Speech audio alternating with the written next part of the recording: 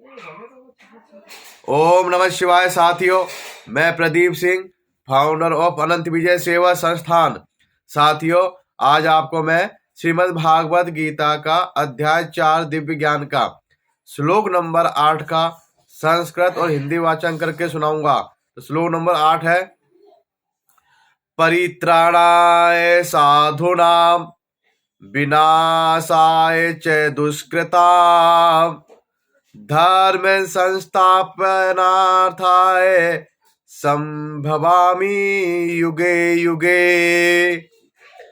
भक्तों का उद्धार करने, दुष्टों का विनाश करने तथा धर्म की फिर से स्थापना करने के लिए मैं हर युग में प्रकट होता हूं।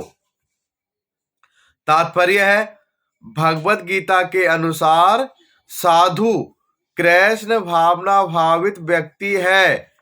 अधार्मिक लगने वाले व्यक्ति में भी यदि पूर्ण कृष्ण चेतना हो तो उसे साधु समझना चाहिए। दुष्कृताम उन व्यक्तियों के लिए आया है जो कृष्ण भावनाव्रत की परवाह नहीं करते। ऐसे दुष्कृताम या उपद्रवी मूर्ख तथा अधम व्यक्ति कहलाते हैं। भले ही वे सांसारिक शिक्षा से विभूषित क्यों न हो, इसके विपरीत यदि कोई 100% कृष्ण भावनामृत में लगा रहता है तो वह विद्वान या सुसंस्कृत न भी हो फिर भी वह साधु माना जाता है।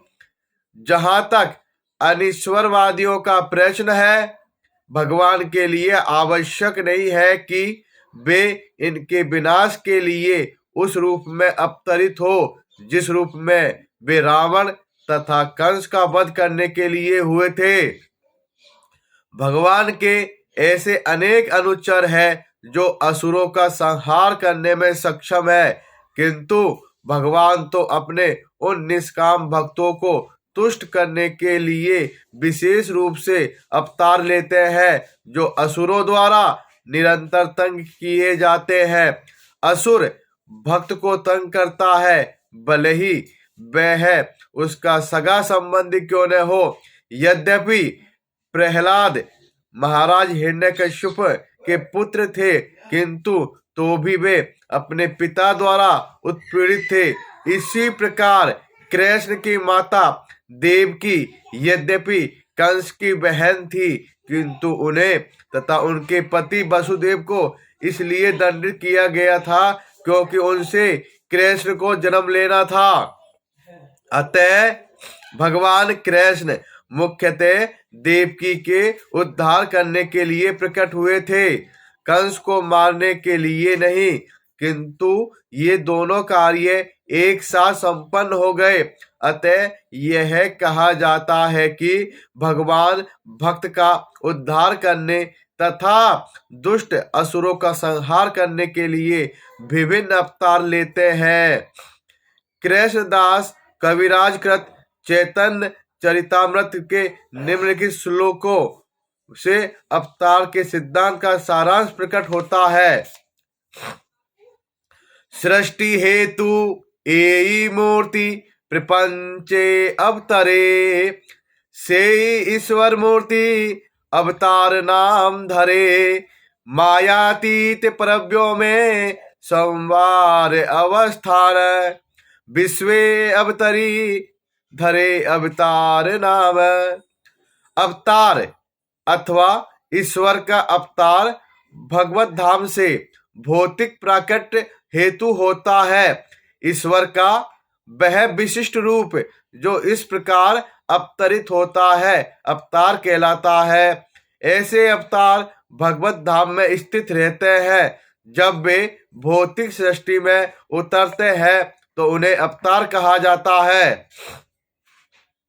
अवतार कई तरह के होते हैं, यथा पुरुषावतार, गुणावतार, लीलावतार, सत्यावेश अवतार, मनवंतर अवतार तथा युगावतार।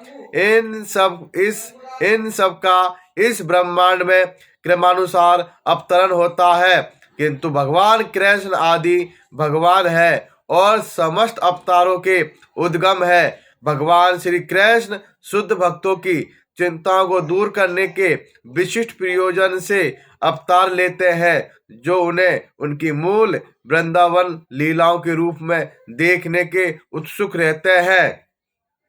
अतः कृष्ण अवतार का मूल उद्देश्य अपने निष्काम भक्तों को प्रसन्न करना है। भगवान का वचन है कि वे प्रत्येक युग में अवतरित होते रहते हैं। इससे सूचित होता है कि वे कलयुग में भी अवतार लेते हैं, जैसा कि श्रीमद् भागवत में कहा गया है कि कलयुग के अवतार भगवान चैतन्य महाप्रभु है, जिन्होंने संकीर्तन आंदोलन के द्वारा कृष्ण पूजा का प्रसार किया और पूरे भारत में कृष्ण भावनामृत का विस्तार किया। उन्होंने यह भविष्यवाणी की कि संकीर्तन की यह संस्कृति सारे विश्व के नगर नगर तथा ग्राम ग्राम में फैलेगी।